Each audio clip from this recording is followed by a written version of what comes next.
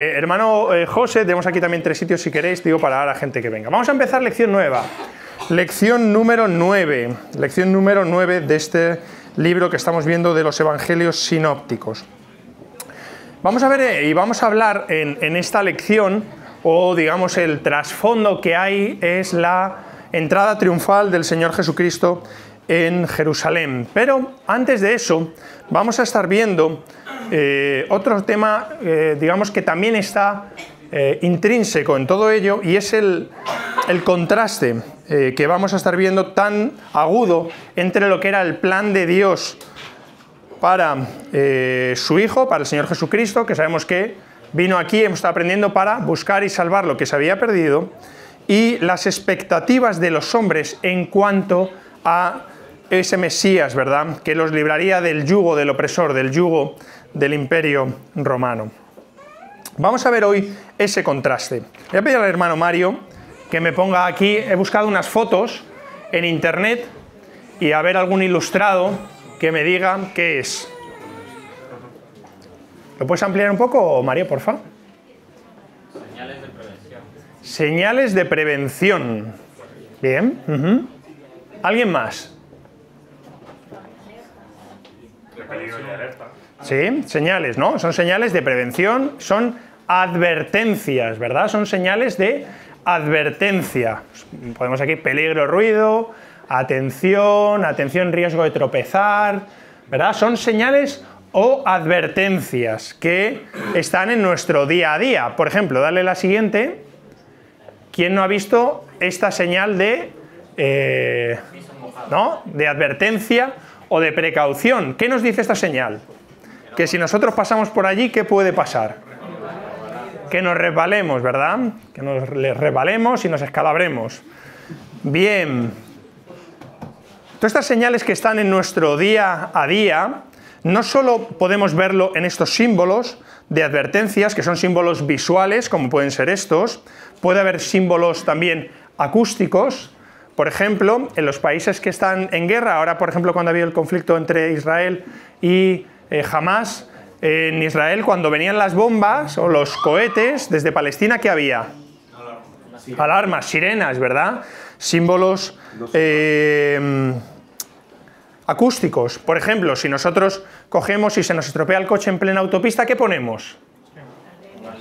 Ponemos los warning, ¿verdad? Ponemos las luces de emergencia, ponemos ahora también... Hay una especie como de sirena, bueno, así de luz, que sí, ya los triángulos están más en desuso porque son peligrosos, pero hay una sirena, ¿verdad? Señales luminosas, pero no solo hay ese tipo de cosas, hay también advertencias en la salud.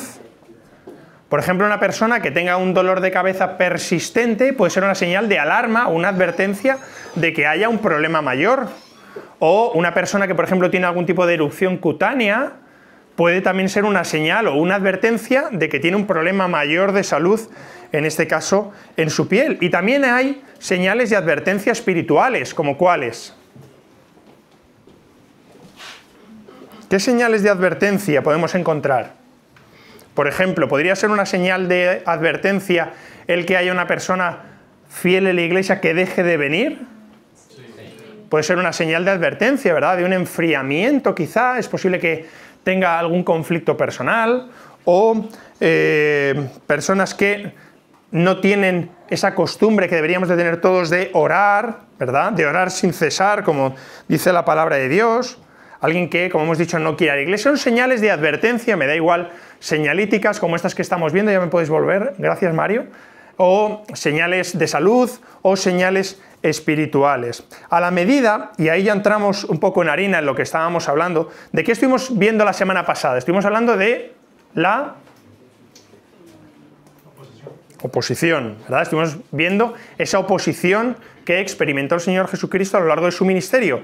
Y a medida que aumentaba esa oposición en el ministerio de Cristo, el Señor Jesucristo daba más advertencias a sus discípulos, ¿verdad? Ese aumento de esa oposición los discípulos pensaban que podía ser utilizado por el Señor Jesucristo para dar una muestra mayor de su poder y de ese reinado mesiánico que ellos esperaban del Señor Jesucristo aquí en la tierra, de esa derrota de sus enemigos, de esa conquista de ese imperio que estaba oprimiéndoles. Sin embargo, el Señor Jesucristo les dio señales de advertencia, ¿verdad? En otro sentido. ¿En qué sentido? Vamos a ir viéndolo. La levadura. Estuvimos hablando de ello también la semana pasada. ¿Cuándo empezó el Señor Jesucristo a enseñarles a sus discípulos que era necesario que Él padeciera y muriera? También lo hemos estado viendo en lecciones pasadas. ¿Cuál fue el punto de inflexión? Más tarde. No, antes. Los hemos estado viendo en lecciones pasadas. ¿Cuál es el punto a partir del cual el Señor Jesucristo empieza a hablar con sus discípulos de que Él le era necesario sufrir, padecer y morir? Cuando habla con los apóstoles, le dice que tenía que a Pedro, y Pedro incluso dice que... En la transfiguración. Sigue, antes. le dice Pedro... Vamos a Mateo 16, 16, que es donde va Lizardo. Mateo 16, 16. ¿Quién dice la gente, verdad? A partir de la confesión de Pedro, lo hemos estado viendo hace un par de lecciones, ¿verdad? A partir de la confesión de Pedro. Carlos, gracias, 16, suegra. 16. Se me va el santo al cielo. 16, 16. Respondiendo Simón, Pedro dijo, tú eres el Cristo, el Hijo del Dios viviente. Estuvimos viendo, ¿verdad?, cómo esa aseveración, esa confesión de Pedro hablaba de esas dos versiones, ¿verdad? Tú eres el Cristo, el enviado, el Hijo del Dios viviente, y cómo se relacionaba esa confesión con todas las profecías del Antiguo Testamento y esas esperanzas del Mesías que tenían los judíos. Pero inmediatamente a esa confesión de Pedro, ¿qué le dice el Señor Jesucristo? Clara, ¿me puedes leer el 21, por favor? En ese mismo texto, el versículo 21. Desde entonces comenzó Jesús a declarar a sus discípulos que era necesario ir a Jerusalén y padecer mucho de los ancianos, de los principales sacerdotes y de los escribas, y ser muerto y resucitar al tercer día. A partir de esa confesión, ¿verdad? Dice, versículo 21, desde entonces comenzó Jesús a declararles que era necesario padecer. Es decir, que previamente a cualquier tipo de esperanza nacional de victoria sobre sus enemigos, era necesario que el Señor Jesucristo padeciera, muriera y resucitara al tercer día. ¿Y cómo responde el apóstol Pedro ante eso? Hermano Iván, si me puedes leer, por favor, versículo 22 de ese mismo capítulo, justo el versículo siguiente al que ha leído Clara. Sí, entonces Pedro, tomándolo aparte, comenzó a reconvenirle, diciendo, Señor, ten compasión de ti, en ninguna manera esto te acontezca.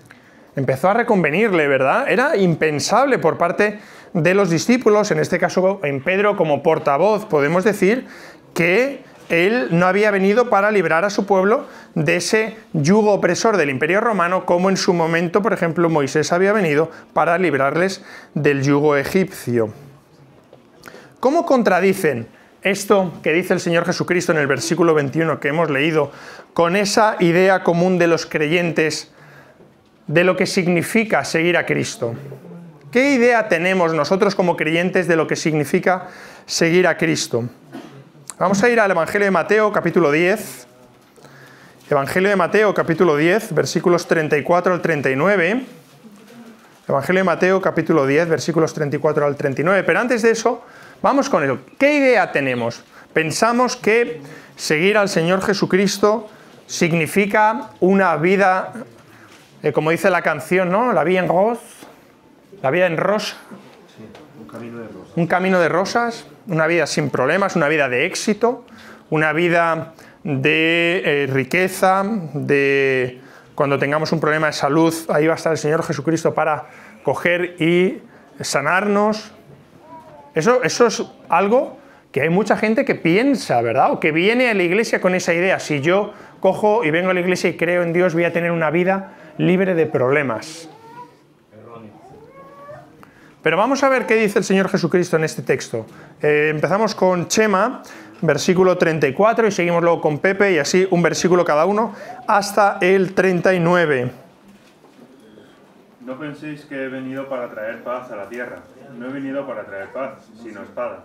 Porque he venido para poner en disensión al hombre contra su padre, a la hija contra su madre y a la nuera contra su suegra. Sigue, Carolina. Y los enemigos del hombre serán los de su casa. El que ama padre o madre más que a mí, no es digno de mí. El que ama hijo o hija más que a mí, no es digno de mí. Mariana. Y el que no toma su cruz, ¿Has leído? de Vale. mí, no es digno de mí. Sí, sí. El que haya su vida, la perderá. Y el que pierde su vida por causa de mí, la hallará. Bien, ahí estamos. ¿Qué nos está diciendo aquí el Señor Jesucristo? Versículo 34.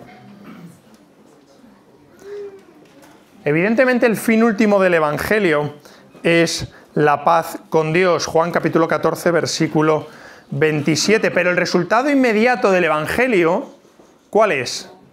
¿O cuál es frecuentemente? El conflicto, ¿verdad? El rechazo, ser aborrecido. Versículo 34, no penséis que he venido para traer paz a la tierra. No he venido para traer paz, sino espada. Muchas veces el Evangelio produce lo que aparece justo a continuación, versículo 35, ¿verdad? Disensiones dentro de la familia. Mi padre siempre contaba que cuando conoció a mi madre le llevó al Evangelio y que cuando llegó a su casa, mi padre, para que os hagáis una idea, con 15 años medía lo que yo, pero era como el doble que yo. Y le contó a mi abuela que estaba saliendo con una chica y que esa chica era creyente y que él había aceptado al Señor Jesucristo. Mi abuela lo que hizo fue coger una zapatilla y tirársela a la cabeza y decirle que se fuera de casa. Eso es lo primero, de entrada. Luego ya la cosa fue de otra manera, ¿de acuerdo? Pero eso fue de entrada. Entonces, cogen y muchas veces el coger y aceptar al Señor Jesucristo como nuestro Salvador puede traer problemas familiares. ¿Qué más? Dice aquí, persecución, incluso martirio, ¿verdad? Estamos viendo aquí. ¿Y qué nos dice el Señor Jesucristo? Ve últimos versículos de nuestro texto, versículo 37 al 39. Que tenemos que estar preparados cuando somos creyentes para soportar las mismas penalidades que el Señor Jesucristo sufrió. Él no engañó a nadie, lo dijo claramente. Él no ofrecía una vida libre de problemas, ¿verdad? Libre de problemas. Pero Pedro le intentó reconvenir, como hemos leído antes. ¿Y qué ocurrió después? Que lo estuvimos viendo la semana pasada. Vamos ahí al monte de la Transfiguración. Y de nuevo, ¿qué ocurre? De nuevo los warning. Que quería hacer una enramada. Sí, pero de nuevo hay advertencia, ¿verdad? Del Señor Jesucristo ahí. Y de nuevo les vuelve a decir que le era necesario padecer, ¿verdad? Que era necesario morir y que era necesario resucitar al tercer día. Nos vamos un capítulo más adelante donde estábamos antes, capítulo 17 de nuestro texto. Los primeros versículos vemos ahí que estuvimos estudiando hace 2 semanas la Transfiguración y versículo 9 les dice que callaran, ¿verdad? También estuvimos hablando de ese tema. ¿Y por qué les mandó el Señor Jesucristo que callaran, que no vieran esa visión, que también lo vimos hace 2 semanas? Porque ellos todavía no habían comprendido, ¿verdad? Todavía no habían entendido. Ellos seguían todavía con esa cosa. Ellos querían oír del Señor Jesucristo lo que querían oír, en vez de escuchar lo que realmente el Señor Jesucristo les estaba transmitiendo. Si nos vamos al Evangelio de Marcos, capítulo 10, vamos a ver ahí un poquito más en detalle lo que el Señor Jesucristo dice de sí mismo que le iba a pasar. Evangelio de Marcos, capítulo 10, versículos 32 al 34. Creo que Ana ha sido la última. Seguimos con Jesús, Gio y así en adelante. ¿Qué nos dice aquí el mismo Señor Jesucristo que le iba a ocurrir? 10, 32 al 34. Marcos 10, 32 al 34. Iban por el camino subiendo a Jerusalén, y Jesús iba adelante, y ellos se asombraron, y le seguían con miedo. Entonces, volviendo a tomar a los 12 aparte, les comenzó a decir las cosas que le habían de acontecer. Mirad, ahora subimos a Jerusalén, allí el Hijo del Hombre será entregado a los principales sacerdotes y a los escribas, le condenarán a muerte y le entregarán a los gentiles. Y le encarnecerán, le azotarán y escupirán en él, y le matarán, mas al tercer día resucitará. Bien, ¿qué 7 cosas? Ah, perdón, ya estaba ahí, ¿no? Hasta el 34. Sí, hasta el 34. ¿Qué 7 cosas dice aquí el Señor Jesucristo que le harían los hombres? Bien, no, antes. Será entregado, le condenarán, le entregarán a los gentiles, le escarnecerán, le azotarán, le escupirán y le matarán. ¿Y qué hará el Señor Jesucristo? Resucitará, ¿verdad? Al tercer día. El Señor Jesucristo les estaba diciendo aquí claramente, les estaba advirtiendo, ¿vale? Hemos hablado aquí, dale Mario, porfa, que no te he dicho aquí a la primera. Les estaba advirtiendo claramente, les estaba enseñando claramente acerca de sus padecimientos y de su muerte. ¿Y cómo creéis que reaccionaron los discípulos después de este texto? Como diría aquel, dale perico al torno. Seguían enrocados, ¿verdad? Es lo mismo. Vamos, si leemos los versículos 35 al 45, es decir, los versículos que hay justamente a continuación, después de esa enseñanza del Señor Jesucristo sobre lo que iba a padecer, ellos seguían pensando que eso no podía ocurrir y que el Señor Jesucristo iba a manifestar su reino justo en este momento. Porque ¿qué petición le hacen aquí Jacobo y Juan? Nos habíamos quedado por ahí detrás, Ismenia. Por favor, versículo 35 al 37, Ismenia, Marvin y Neri ahí. Entonces Jacobo y Juan, hijos de Zebedeo, se le acercaron diciendo: Maestro, querríamos que nos hagas lo que pidieran. Él les dijo: ¿qué quieres que os haga? Ellos le dijeron: concédenos que tu gloria nos sentemos el uno a tu derecha y el otro a tu izquierda. ¿Qué le estaban pidiendo aquí? ¿En qué momento? Cuando se manifieste su reino, ¿verdad?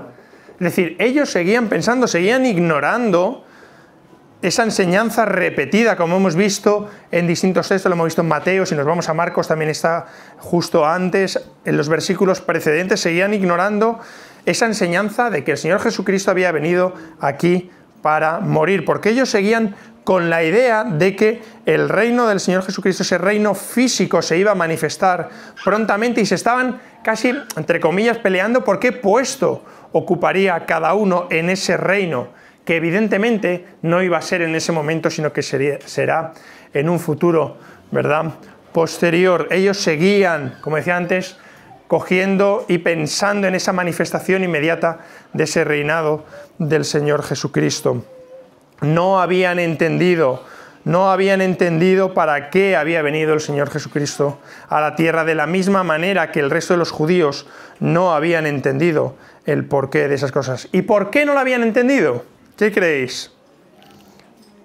¿Creéis que ellos eran diferentes de nosotros? ¿Cuántas veces nosotros creemos o tomamos determinadas enseñanzas pensando en lo que nosotros queremos y no desde la perspectiva que se conforma a la palabra de Dios? Que al final es lo mismo. Al final es, ¿qué idea tengo yo de esto? ¿Y qué idea tiene la palabra de Dios de esto? ¿Verdad? Ellos estaban en lo mismo, ellos tenían su propia idea, sin embargo queda claro que el Señor Jesucristo les estaba enseñando una cosa distinta. Entonces el hermano también ha comentado algo similar, ¿no? La idea de coger y decir, yo tengo una idea de quedarme aquí, pero es que a mí el Señor Jesucristo me tengo un llamado, ¿verdad?, a ir. Y muchas veces nosotros luchamos contra esas situaciones, luchamos contra la voluntad de Dios queriendo hacer nuestra propia voluntad. Esta parte de verdad que es muy importante esa enseñanza clara que dio el Señor Jesucristo referente a su muerte y cómo los discípulos, cómo los judíos seguían con algo que no era lo que el Señor Jesucristo les estaba transmitiendo. Vamos al punto número 2. Vamos a ver que ante esta enseñanza clara, qué expectativas tenían los discípulos. Como hemos dicho, esas expectativas se aferraban a que el Señor Jesucristo, el Mesías, vendría a destruir a sus enemigos y lo haría además durante su ministerio público, es decir, durante este tiempo, lo haría prontamente. A pesar de las frecuentes explicaciones que hemos estado viendo del Señor Jesucristo, ellos seguían con ese pensamiento. Vamos al Evangelio de Mateo, capítulo 19. Por ahí detrás, Paqui, vamos contigo. Mateo 19, versículo 27.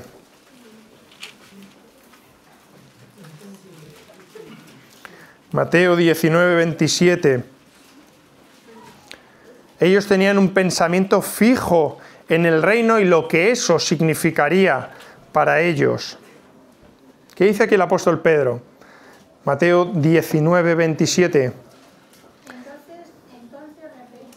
respondiendo Pedro le dijo: he aquí nosotros hemos dejado todo y te hemos seguido, ¿qué pues tendremos?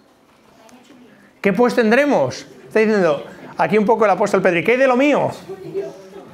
¿Y qué hay de lo mío? Si nos ponemos en contexto, este texto viene justo después de la enseñanza del joven rico, donde el Señor Jesucristo le dice que tienes que dejar todas tus riquezas, venderlo, darlo a los pobres.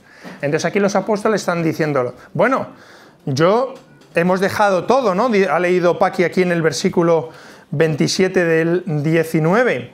He aquí nosotros le hemos dejado todo. O sea, todo eso que le has pedido a este, nosotros ya lo hemos hecho. ¿Y qué hay de lo mío? ¿Qué pues tendremos? Aquí hago una pequeña nota. Fijaros que el Señor Jesucristo no le reprende. No reprende aquí el apóstol Pedro, sino vamos a ver cómo le contesta Luis. El siguiente versículo, porfa. Y Jesús les dijo: de cierto os digo que en la regeneración, cuando el Hijo del Hombre se siente en el trono de su gloria, vosotros que me habéis seguido, también os sentaréis sobre 12 tronos para juzgar a los 12 tribus de Israel. Vemos aquí que el Señor Jesucristo le dice: efectivamente tendréis esa recompensa, pero ¿en qué momento? No ahora, no en ese reino mesiánico inmediato de espada para librarnos del opresor, sino ¿cuándo? En la regeneración, ¿verdad? Vea, ¿me puedes buscar Hechos 3:21, por favor? Hechos 3:21.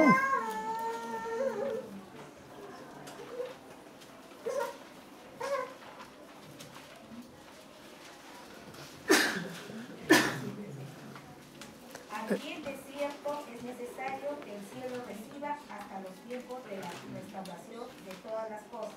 ¿De qué habló Dios por boca de sus santos profetas que han sido desde tiempo antiguo? La restauración de todas las cosas es ese momento, ¿verdad?, de la regeneración, cuando el Hijo del Hombre se siente en su trono de gloria, ese reinado terrenal de Cristo que efectivamente no iba a ser en ese momento.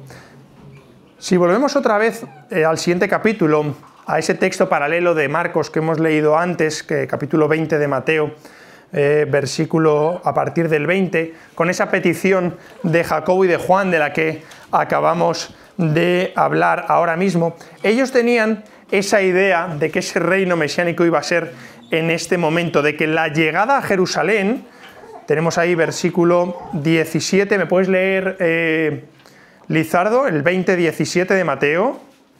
Mateo.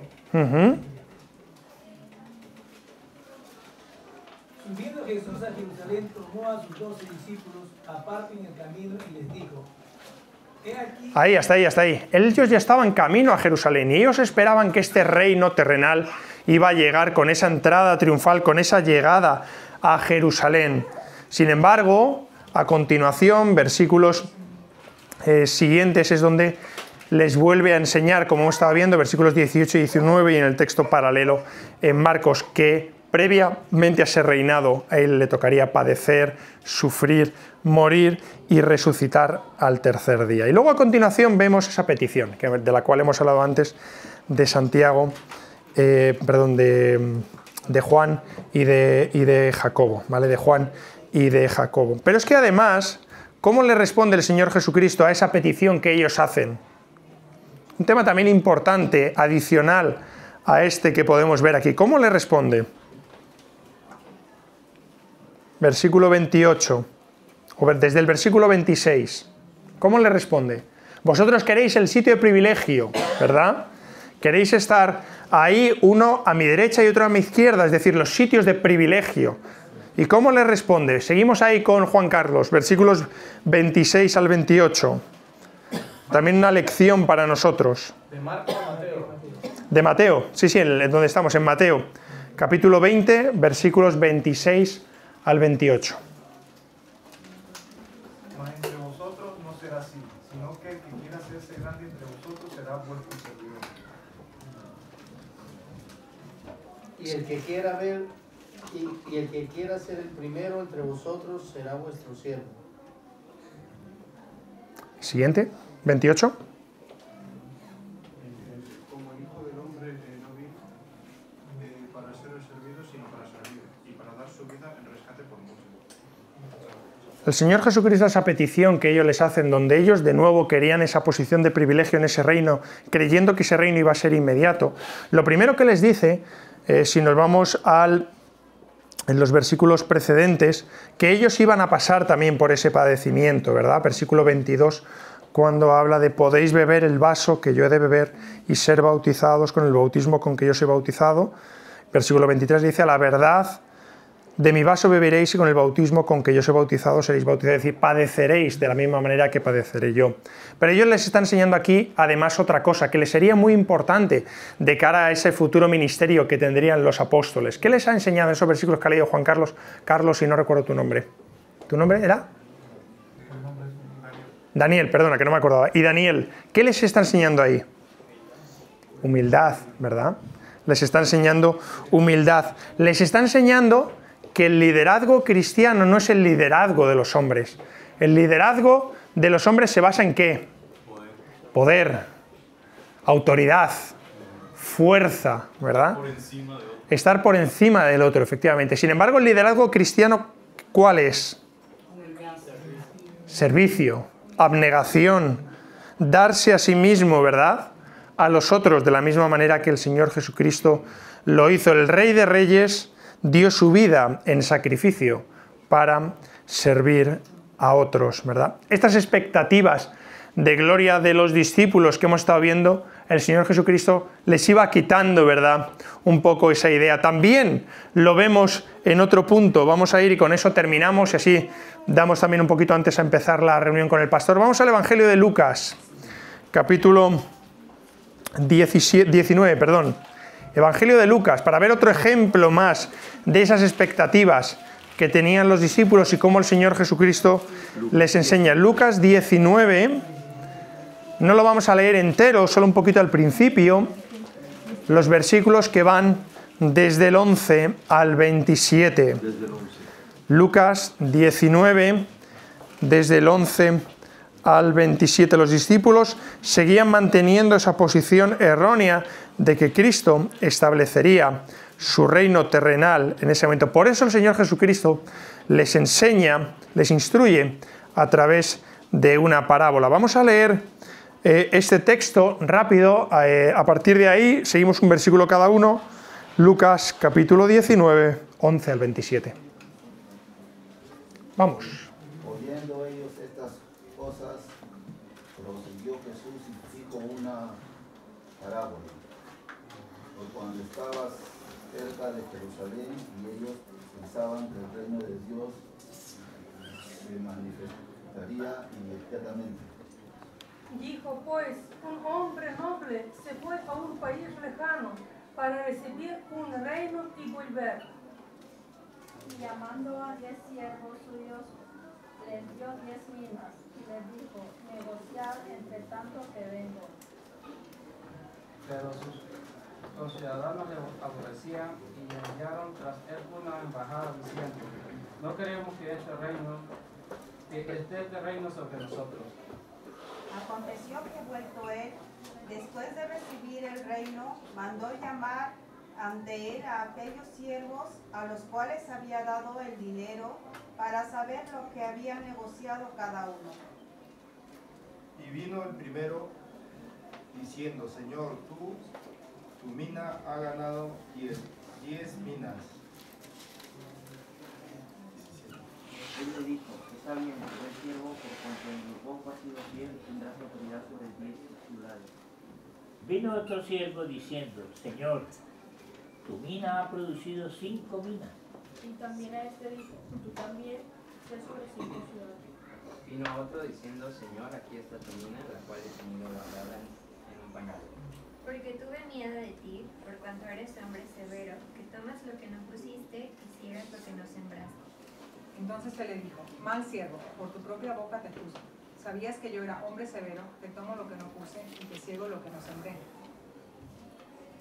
Porque pues no pusiste mi dinero en el banco, para que al volver yo lo hubiera recibido con los intereses.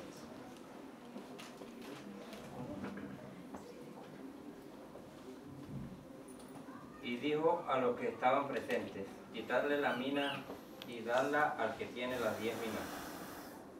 Ellos dijeron, Señor, tiene 10 minas. Pues yo os digo que a todo el que tiene se les dará, mas al que no tiene, aún lo que tiene se le quitará. 27. Y también aquellos mis enemigos que no querían que yo reinase sobre ellos, traedlos acá y decapitadlos delante de mí. Bueno, la segunda parte del texto es similar al que estuvimos viendo el otro día, la parábola de los 10 talentos, ¿vale? Vamos a centrarnos en los primeros versículos. ¿Qué dice versículo 11? Ellos estaban cerca de Jerusalén, ¿verdad? Hemos dicho antes que estamos justo ya preparando esa entrada triunfal, de la cual hablaremos próxima semana, del Señor Jesucristo en Jerusalén. ¿Y qué más dice? ¿Que ellos qué? ¿Qué pensaban? ¿Que se iba a manifestar cuándo? Inmediatamente, ¿verdad? Tenían esa expectativa de gloria inmediata. El Señor Jesucristo va a entrar en Jerusalén cual conquistador para acabar con todos estos romanos y establecer ese reinado del Mesías, ¿verdad? Nos lo dice aquí claramente, que el reino de Dios se iba a manifestar inmediatamente, sí. En esta versión, en nuestra traducción viviente, Sí. les contó una historia para corregir la idea de que el reino de Dios comenzaría de inmediato. Eso es. Eso es. Porque ellos tenían de verdad esa idea, ellos pensaban que esto iba a ser algo inmediato. Y les cuento una historia que dice versículo 12. Un hombre noble, ¿verdad? Se fue a un país lejano para recibir un reino. ¿Quién es este hombre noble?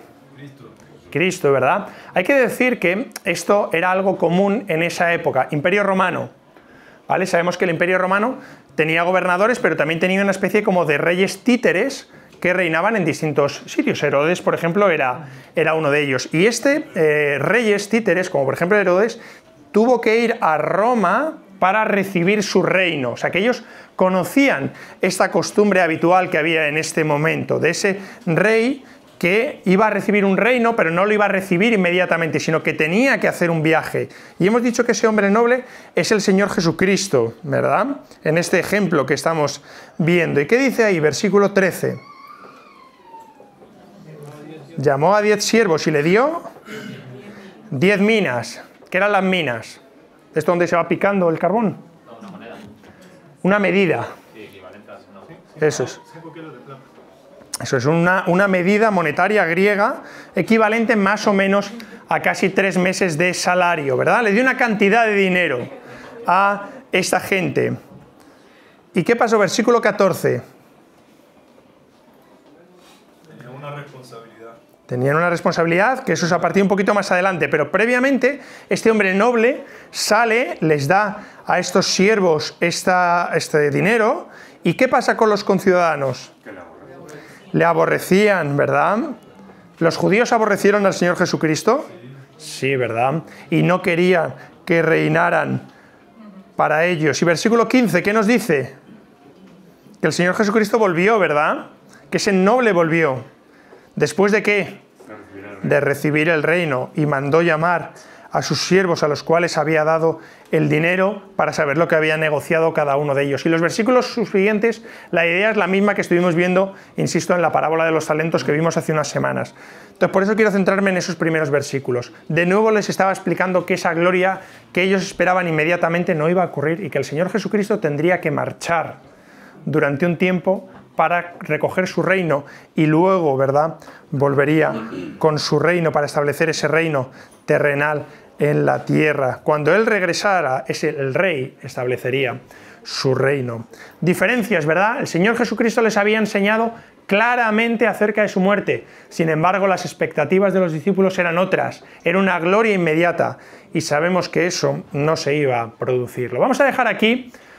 Próxima semana vamos a seguir viendo este tema y nos vamos a meter ya en la entrada triunfal en Jerusalén, pero que entendamos un poco el contexto que había en ese momento, y por eso es importante entender estos dos temas que hemos estado hablando hoy. ¿Alguna cosa? ¿Alguna pregunta? ¿Rápido?